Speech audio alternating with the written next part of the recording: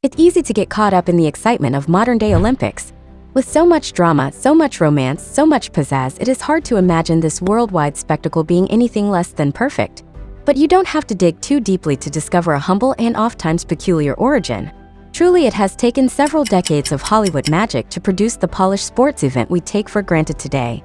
Don't hesitate to subscribe to my channel for more educational videos.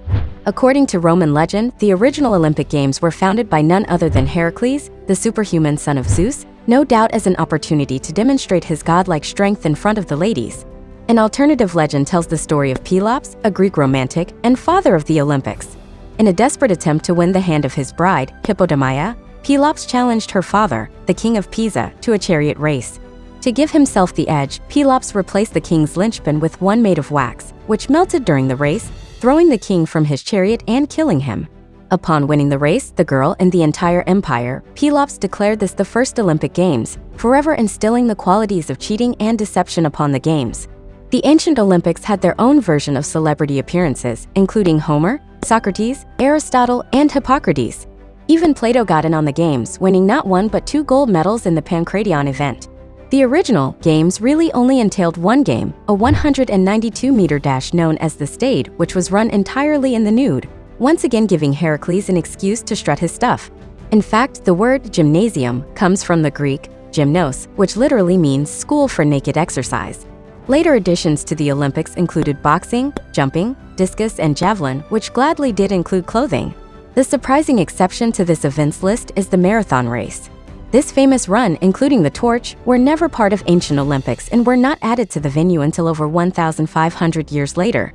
The ancient games lasted nearly 1,200 years, from at least 776 BC to 393 AD, when the Roman Emperor Theodosius I, a Christian, abolished the games because he felt they were pagan and evil.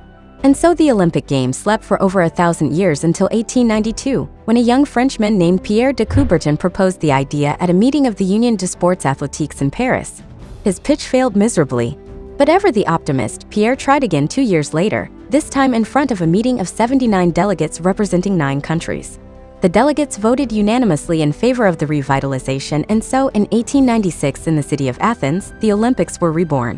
The 1896 Games were a disaster. As the games were poorly publicized, they never received the international support needed. Contestants were not backed by their respective countries, and in fact were forced to travel to Greece at their own expense. Several of the contestants were tourists who just happened to be in Greece on holiday.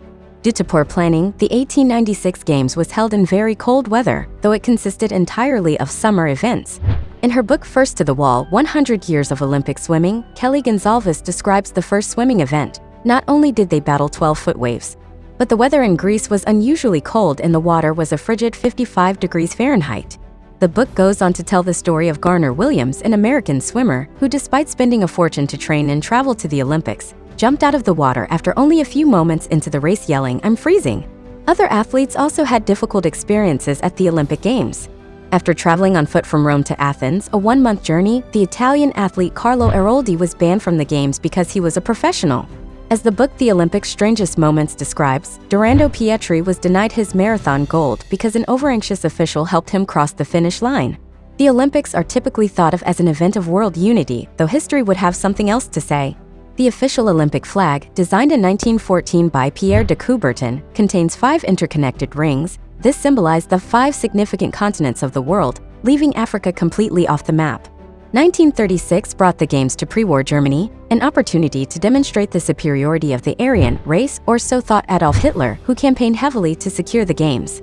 Of course, many will remember Jesse Owens, the African-American runner who proudly taught the Germans a thing or two. The win of Luxembourg's Joseph Barthel in 1952 was met with an embarrassed silence. As no one expected a Luxembourg athlete to win, the orchestra at the medal ceremony was without the score to Luxembourg's national anthem. Over the years, several attempts have been made to improve the Olympics. Both motorboat racing and bicycle polo were introduced and later removed from the Games. Hollywood was literally brought in to add some pizzazz in the 1960 Winter Games. Walt Disney was elected head of the organizing committee over opening ceremonies, which included special effects, ice statues, and the releasing of 2,000 white doves. Scams, politics, wins, and heartbreaks. These words apply equally as well to the modern-day Olympics as to ancient. If the Olympic Games have taught us anything, it's that society never changes, even after thousands of years. If Pelops could visit our games today, while he might be impressed with our bright fireworks and Hollywood illusions, I think he would feel quite at home with the true game on display, human nature. Don't hesitate to subscribe to my channel for more educational videos.